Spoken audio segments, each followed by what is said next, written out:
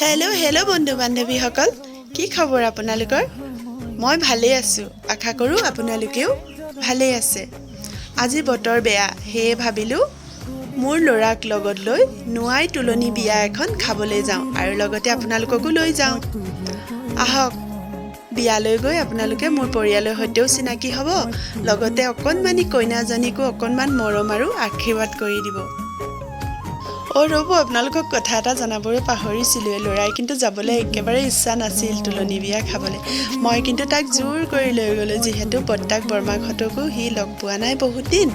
আজি ভাবিলোঁ ল'ৰাই বৰ্তাক বৰমাকহঁতকো লগ পাব। আৰু এই অকণমানিটো চোৱাচোন, মোৰ মৰমৰ দেউৰৰ ল'ৰা, ইমান মৰম লাগিছে তাক একোলা লৈ অকণমান মৰম কৰি দিলোঁ।